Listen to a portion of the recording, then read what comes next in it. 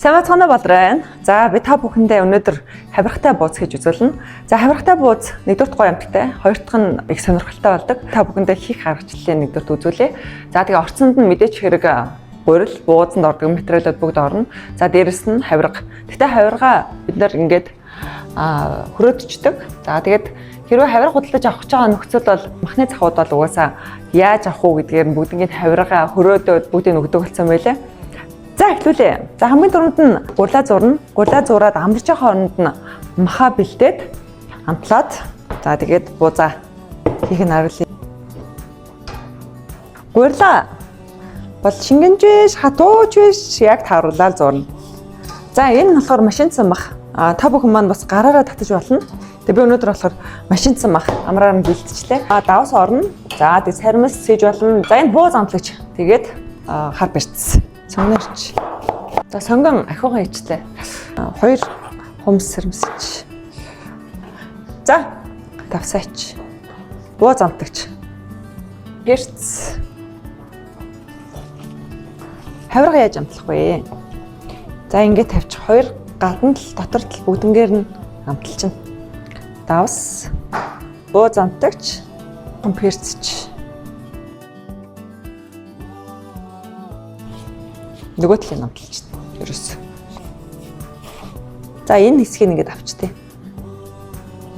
Яагаад тэгэхээр энийг бариул хийх гэж байгаа учраас энэ цэвэрхэн гэж болж байгаа. Шуусныхан дараа үлдэгдэл махыг ингээд татаад ийшээ хийчихнэ. Тэр дээр амталсан болохоор баг зэрэг ус хийгээд за ингээд гоо шүүстэй болоод ирнэ.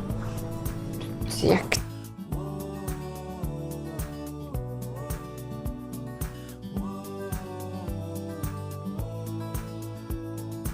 зин хараа.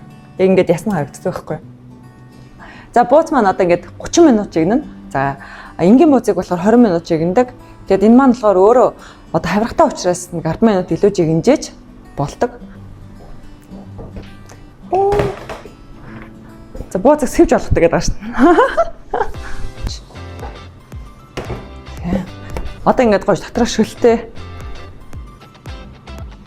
За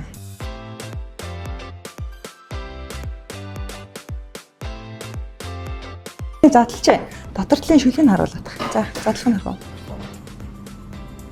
Хараа, шүлгийг хараа. Йоо. Тэнийг авч.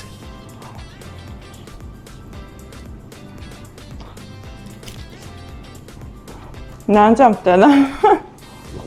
За ингээд хавиргатай бууз маань бэлэн боллоо.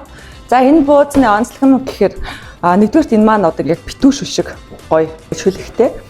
Дээрэс нь ядаргаа тайлна. Хоёрт нь болохоор хавирга хийж байгаа учраас маш сонирхолтой байдаг. Тийм учраас та бүхэн маань гэртээ бас энэхүү хавиргатай буузыг хийж дээрээ. Тэгээд өнөөдрийн маань бичлэг үгээр өндөрлж байна. Дараагийнхаа бичлэгээр уулзлаа. Түр баяртай.